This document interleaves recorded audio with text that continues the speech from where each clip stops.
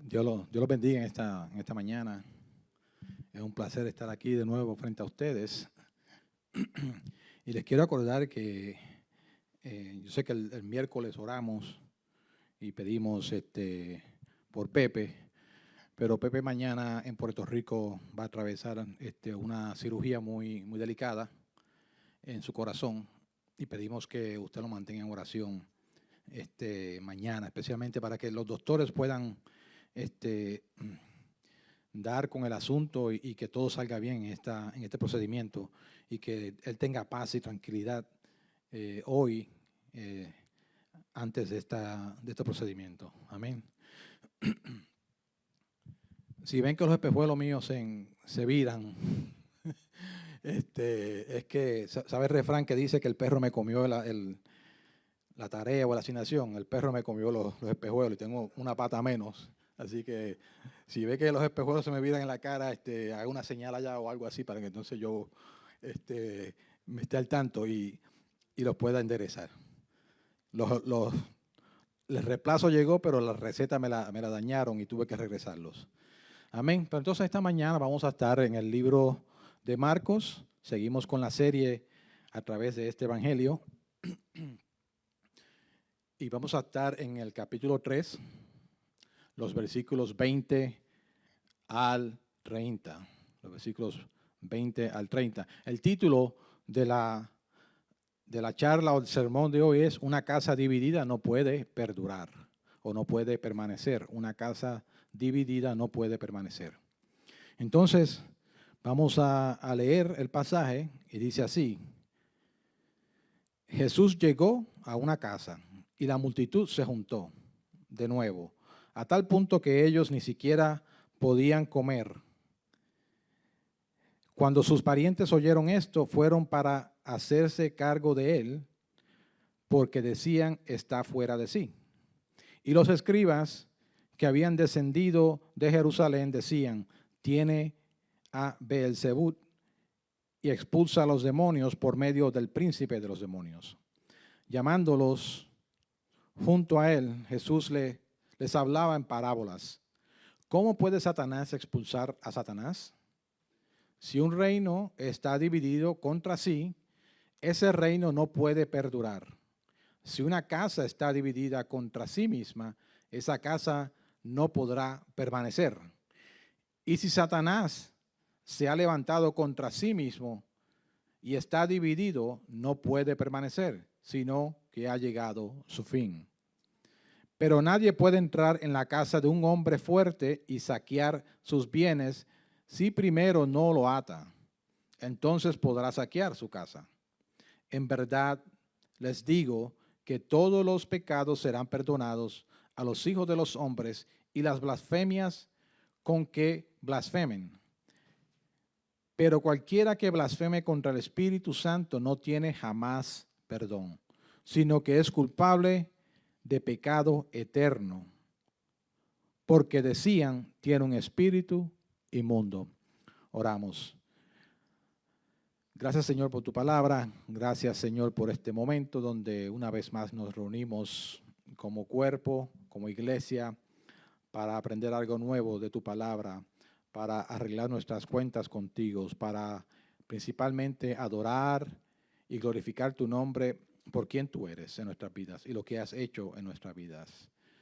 Háblanos a través de tu palabra, a través del mensaje, como me has hablado a mí, y que no salgamos como entramos en esta mañana. En el nombre de Cristo yo oro. Amén. Amén.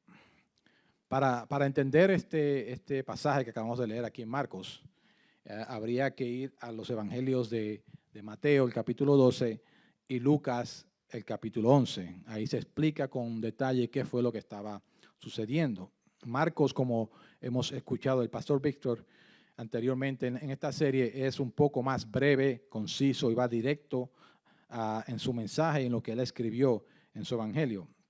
Sin embargo, los libros de Mateo y de Lucas detallan este suceso con un poquito más de definición.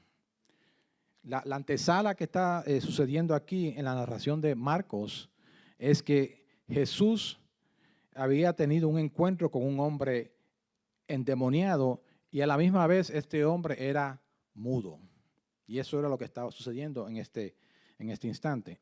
Marcos no lo explica, pero sí él se enfoca en la conversación después de este suceso específicamente con los fariseos. Y en este pasaje Jesús expone la división y sus efectos como oposición al Evangelio de Cristo. Y yo quisiera enfocarme en esta mañana en 3 puntos. Primero, la división puede ser causada por oposición de familiar o oposición de nuestras familias. Segundo, la división puede ser causada o causa oposición interna también.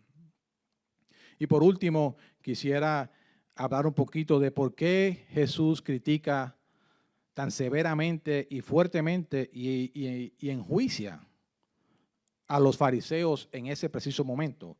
Pasa juicio sobre ellos, sobre los líderes religiosos que son los fariseos, que es un detalle importante y es también bien una cosa que a lo mejor cuando la leemos suena un poquito dura, pero vamos a ver por qué Jesús hace esto.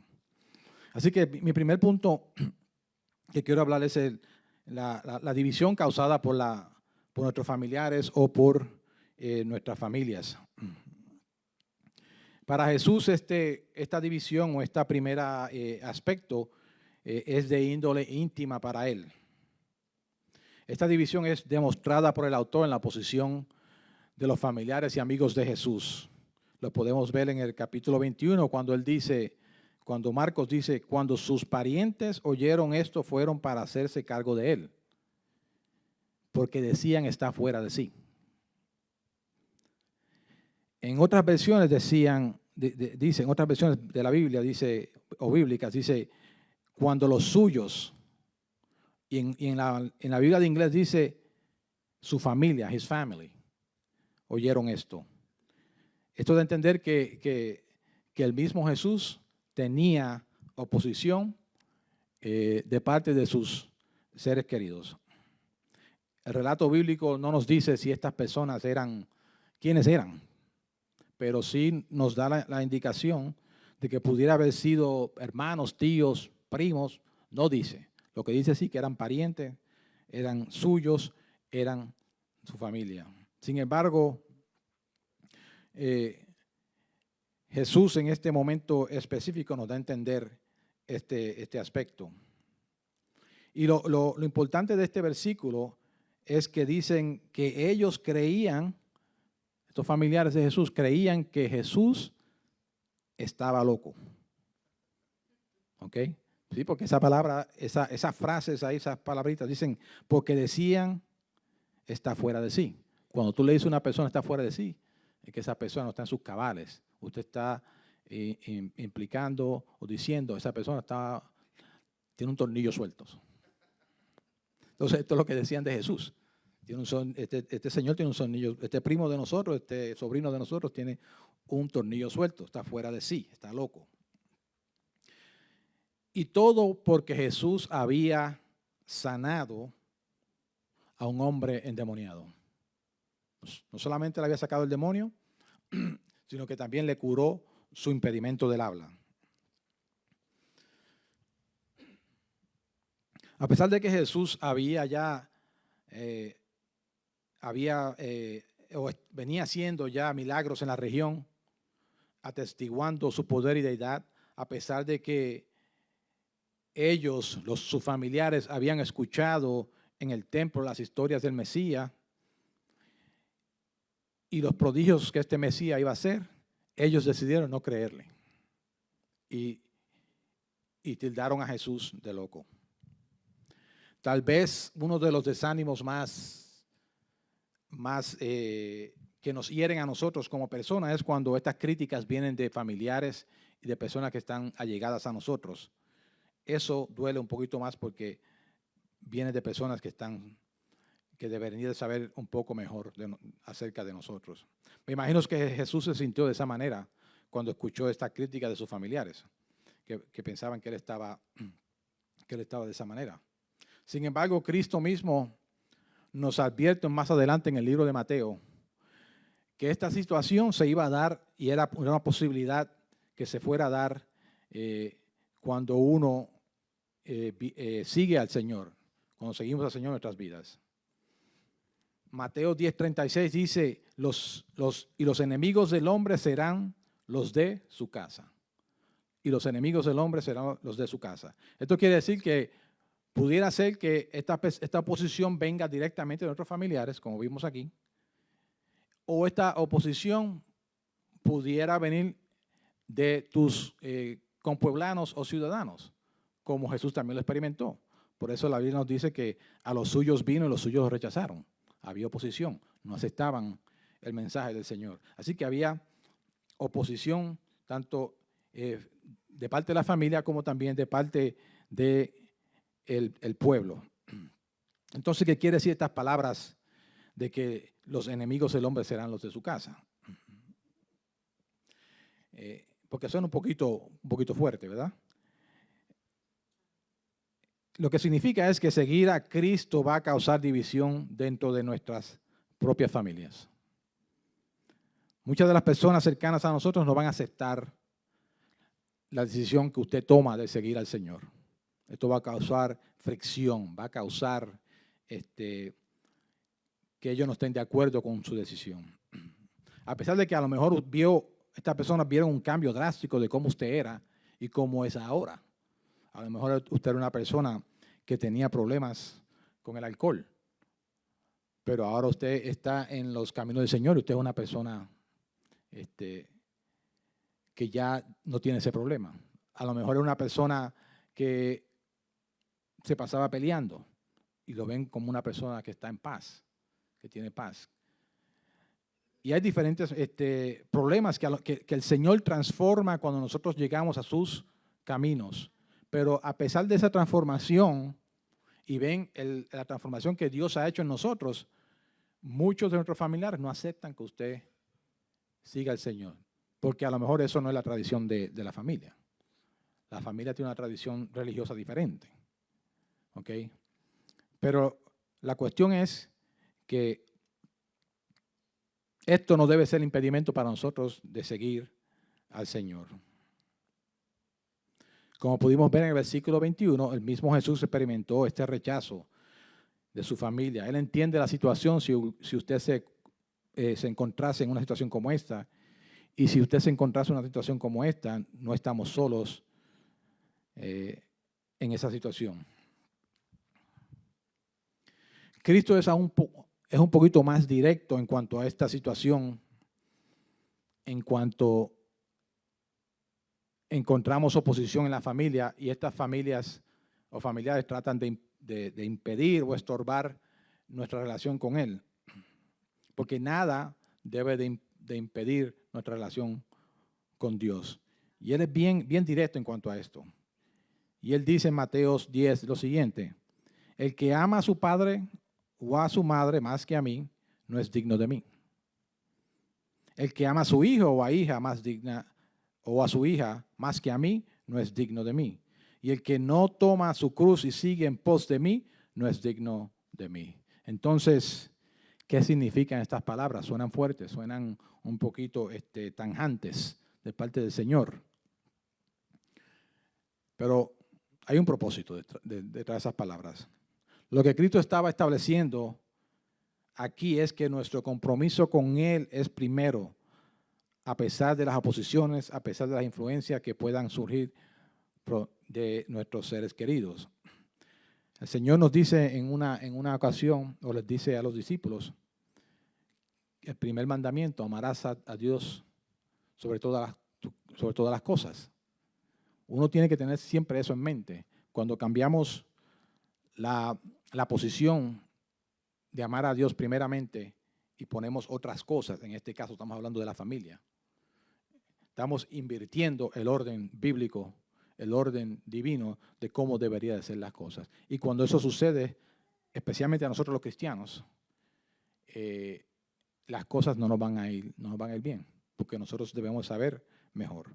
Así que las familias, por más que las queramos, por más que ellos nos quieran a nosotros, no deben ser estorbo para nosotros servir y seguir a nuestro Señor. Cristo mismo no dejó o no permitió que sus familiares interfirieran en su relación con Dios Padre y su misión. Estas relaciones, a pesar de que son relaciones con vínculos fuertes, no pueden ser estorbos en nuestra relación con Cristo y lo que Cristo quiere hacer en nuestras vidas.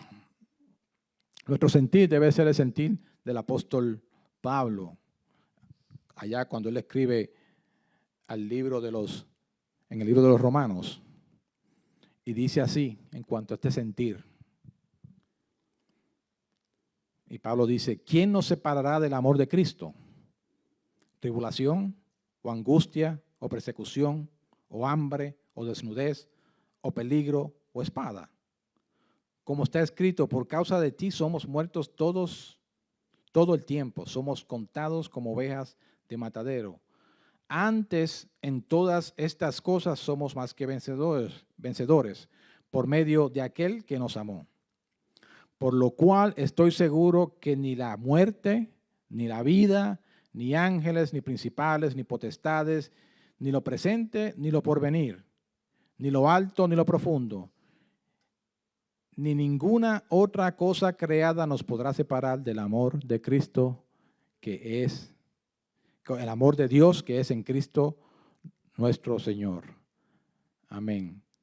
Entonces nuestro sentir tiene que ser ese, que nada nos separe del amor de Dios a través de nuestro Señor Jesucristo, que nada nos estorbe nuestra relación con Él. Entonces Jesús experimentó, mi primer punto fue que Jesús experimentó división causada por su propia familia, a pesar de que está simplemente puesto ahí, pero por algo Marco lo señaló, el evangelista Marcos. Así que el segundo punto que quiero discutir es la división causada por la oposición interna. Y esto lo podemos ver en el versículo, los versículos 22 al 26. Y dice, y los escribas que habían descendido de Jerusalén decían, tiene a Belzebú y expulsa a los demonios por medio del príncipe de los demonios. Llamándoles junto a Jesús, le hablaba en parábolas, ¿cómo puede Satanás expulsar a Satanás? Había división interna, aún dentro de la misma, podemos decirlo, el templo, o aún dentro de la misma religión a la cual Jesús vino a profesar, había división interna entre ellos.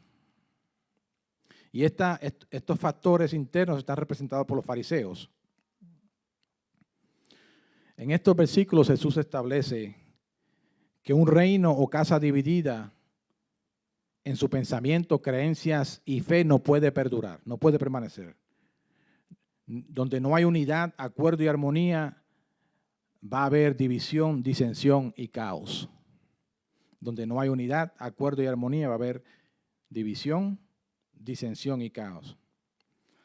Lo que sucedió en estos versículos fue que los fariseos, en su constante oposición a Jesús, lo acusan de estar endemoniado.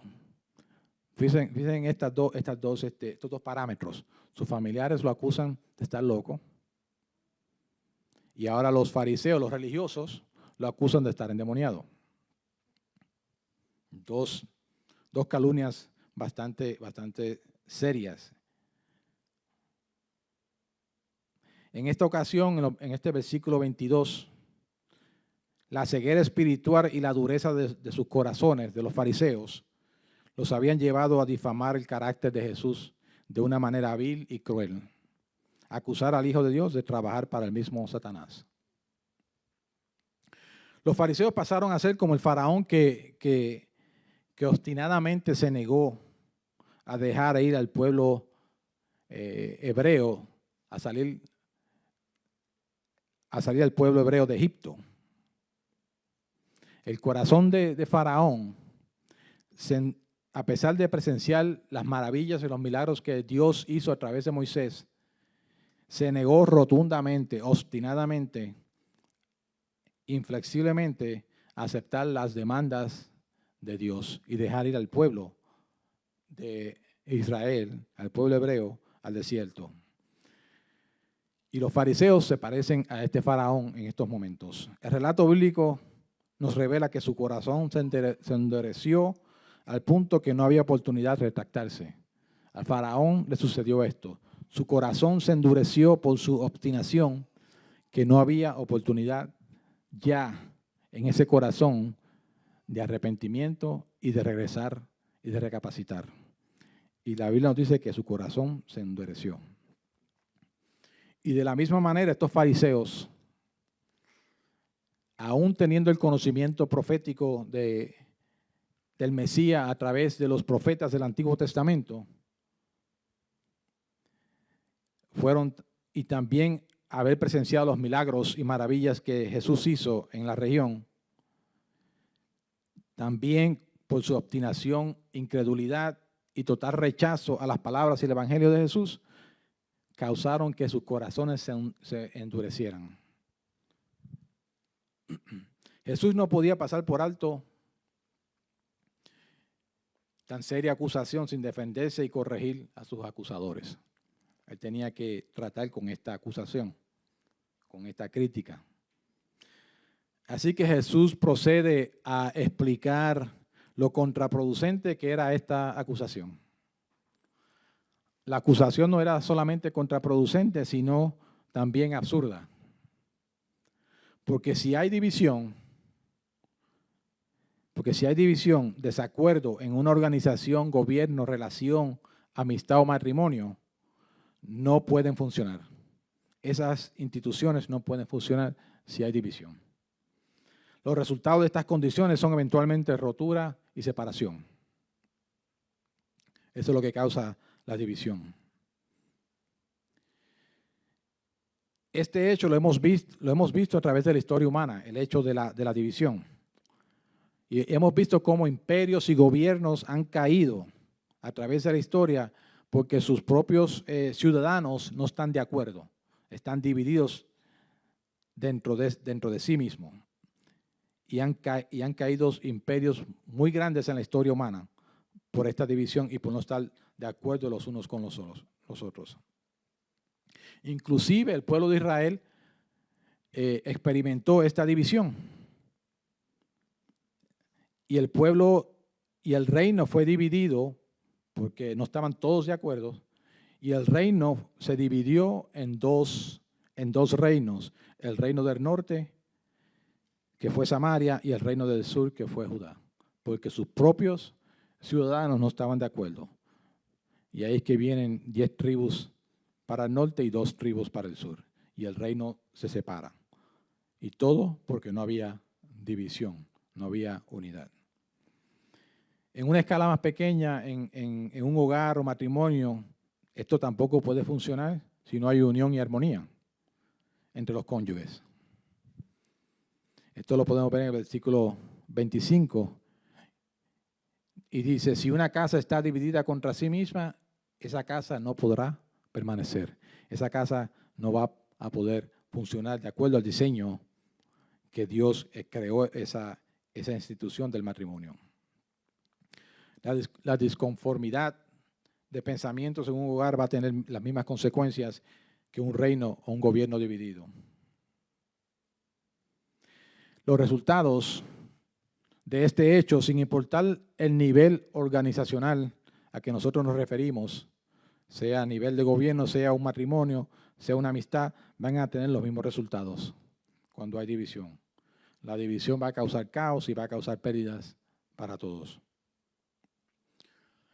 Por ejemplo, hoy en día podemos ver este suceso, esta división y los estragos que está causando aquí en Estados Unidos, en este país. Vemos como el país está dividido prácticamente en 2 bandos. Algunos se refieren a esta división al bando de los que están a favor de los principios bíblicos y otros al bando de los que están en contra de los principios bíblicos. Uno le llaman el bando de los rojos, otro el bando de los azules. Cualquiera que sea el título de esta división, la nación está obviamente dividida. hay discordia, no hay confianza los unos con los otros y sobre todo no hay amor y temor a Dios. Estos componentes causan división y concuerdan con la enseñanza que Jesús nos está diciendo aquí, en este pasaje, que esta tal división o panorama no puede perdurar, no puede permanecer. Sin embargo, para un país a un nivel más arriba o más macro, como decimos, para un gobierno, un país sobrevivir, este tipo de división dentro de una sociedad tiene que haber humillación y arrepentimiento. Y la Biblia nos da la solución para esto, porque la Biblia nunca nos deja así sin darnos una solución al problema. Y hay un pasaje muy referido, muy conocido por nosotros, se encuentra en 2 de Crónicas, el capítulo 7. Y esta es la solución para este tipo de división cuando sucede en un gobierno o sociedad. Y dice así: y si se humilla mi pueblo, sobre el cual es invocado mi nombre, y oran, buscan mi rostro y se vuelven de sus malos caminos, entonces yo oiré desde los cielos, perdonaré sus pecados y sanaré la tierra. Nuestra tierra hoy en día necesita ser sanada, el mundo necesita ser sanado, pero tiene que haber un ingrediente para que esa sanación suceda, esos pecados puedan ser perdonados.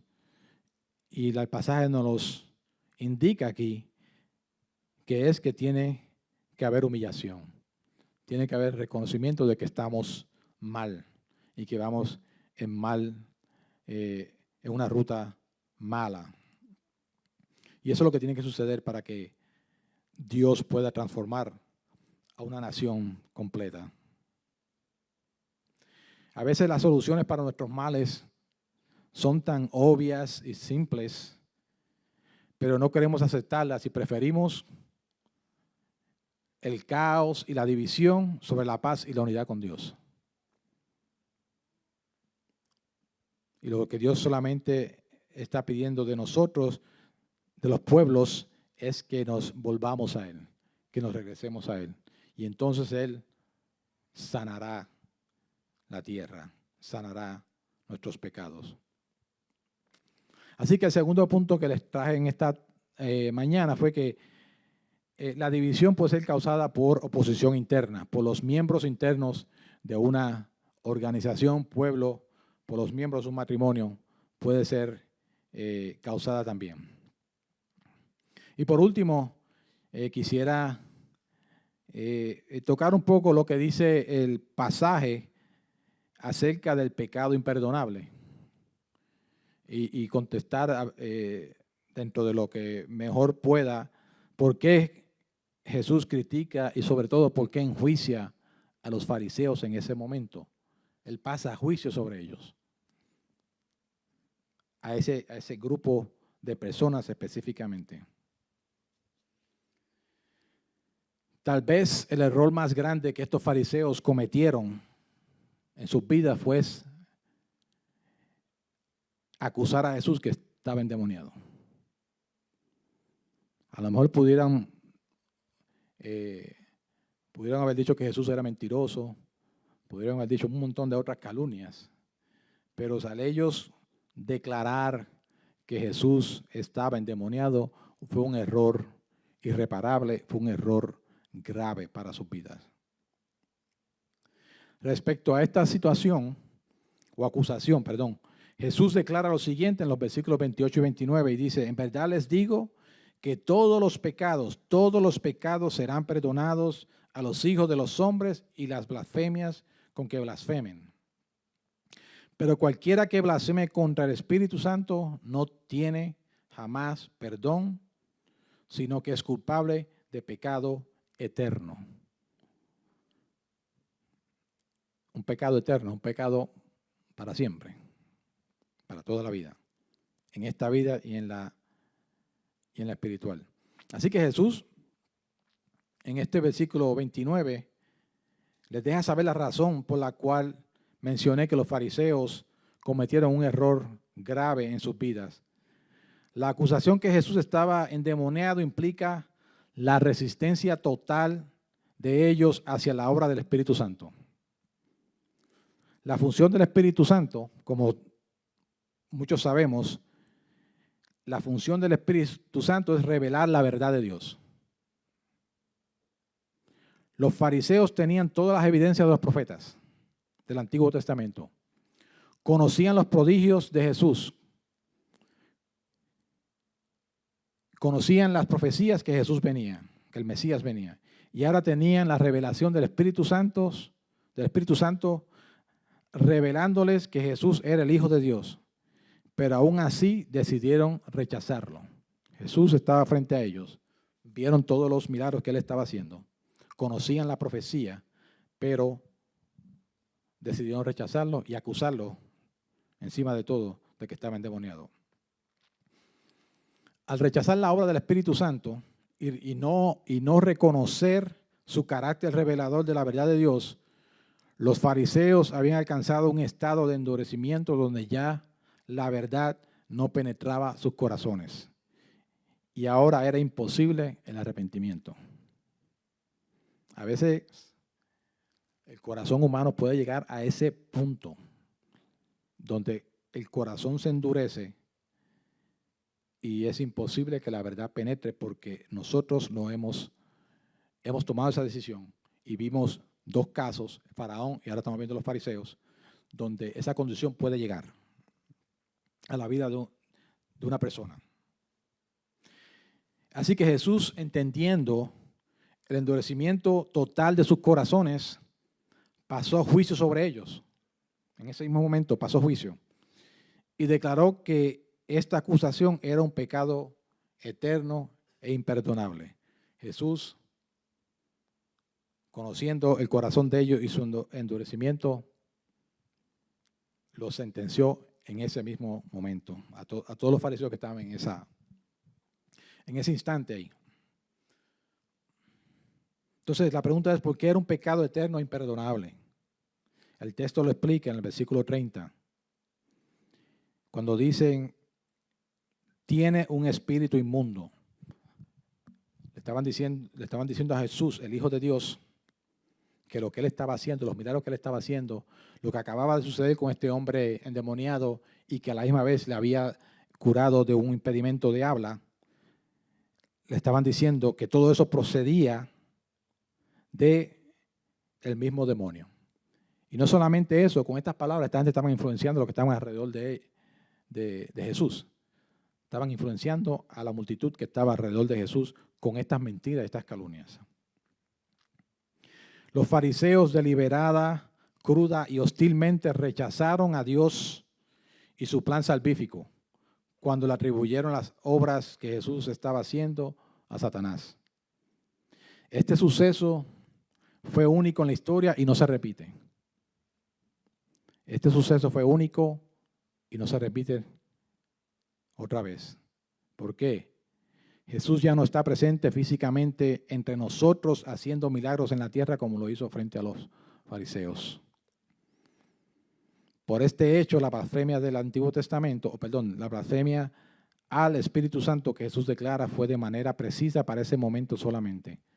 Esa condenación y esa sentencia fue solamente para estos fariseos sin oportunidad de arrepentimiento, pues su corazón ya estaba endurecido y no había retorno. De la misma forma, el ser humano puede llegar a este estado de endurecimiento, como dije anteriormente, incredulidad si constantemente rechazamos el plan de salvación de Cristo. Si constantemente rechazamos al Señor, puede ser que personas lleguen, no aquí, pero personas lleguen a ese plan, lleguen a que sus corazones se endurezcan y ya la palabra no puede penetrar en sus corazones porque lo están rechazando constantemente.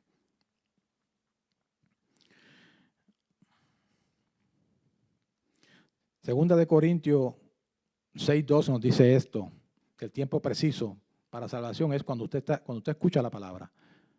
El momento que usted está escuchando la palabra y el mensaje, ese es el momento preciso para tomar una decisión por el Señor. Y el apóstol nos dice en 2 Corintios 6, nos dice que hoy es el día de salvación y que es el tiempo propicio, el tiempo correcto, el tiempo predilecto para la salvación es hoy, cuando usted escuche el mensaje. Jesús nos dice, que todos los pecados serán perdonados a nosotros. Jesús nos dice que todos los pecados serán perdonados a nosotros. Así que no hay un pecado que usted y yo podamos cometer que la sangre de Cristo no pueda perdonar. Pero el tiempo propicio para que ese perdón surja y usted pueda recibir ese perdón es hoy. Cuando digo hoy es mientras usted todavía tiene la oportunidad de tomar esa decisión por el Señor. El tiempo propicio para la salvación es hoy. Para terminar, de forma individual y personal, vamos a encontrar la oposición al Evangelio que hemos creído al Evangelio que hemos creído, por personas muy allegadas a nosotros, como pudimos ver, representados por los familiares de Cristo. También vamos a tener oposición interna dentro de los grupos donde nosotros nos reunimos. Va a haber oposición a nuestro caminar con Dios y lo vimos representado por los fariseos. En ambas situaciones la meta es que nos alejemos del amor de nuestro Señor y lo que Él quiere hacer a través de nosotros. Sin embargo, nuestra postura, nuestra firmeza debe ser siempre, como lo dice el apóstol, ni lo alto, ni lo profundo, ni ninguna otra cosa creada nos podrá separar del amor de Dios que es en Cristo Jesús. Dios los bendiga, Dios los guarde. Gracias por escucharme esta mañana. Amén. Voy a orar para cerrar y después el pastor Víctor pasa por aquí con la otra parte. Gracias, Señor, por este momento. Gracias por la oportunidad de exponer tu palabra. Gracias por las personas que la escucharon, Señor. Te pido que lo que ha sido expuesto aquí cale en nuestros corazones, nuestras mentes, y que podamos, Señor, reconocer que te necesitamos y que el momento de salvación, el momento propicio para la salvación es hoy, no mañana, porque mañana no está garantizado. En Cristo Jesús oro. Amén. Amén, le damos gracias a Dios. Quiero expandir un momento en una de las ideas que el pastor Edgar nos compartió, y es que la forma de la acusación era tan ridícula que Jesús estaba exponiendo y demostrando que las motivaciones de esos escribas no eran justas. Y la enseñanza para mí es que muchas veces el enemigo, cuando intenta de manipularnos o engañarnos, va a usar cosas que si pensamos un momento podemos ver que realmente son cosas ridículas. Y no quiero que perdamos esa idea, que no perdamos esa idea. Y para mí la lección es que Jesús nos da lo que nosotros necesitamos para ver la verdad en cada situación. Si tomamos un poco de paciencia, la vamos a poder ver. Así que no quiero que se pierdan esa idea. Fue la idea que tuve mientras el pastor Edgar estaba predicando y quería compartir eso con ustedes. Así que ya vamos a concluir. Si te pueden poner de pies, reciban esta bendición. No se vaya nadie, que todavía tenemos un tiempo de adoración. Que el Señor Padre esté con ustedes, nuestro Señor que nos salvó por medio de la cruz, y el Espíritu Santo continúe enseñándonos cómo ver la verdad en medio de las falsedades que ofrece este mundo. Que Dios los guarde, no se vaya nadie, y estaremos otra vez en unos momentos.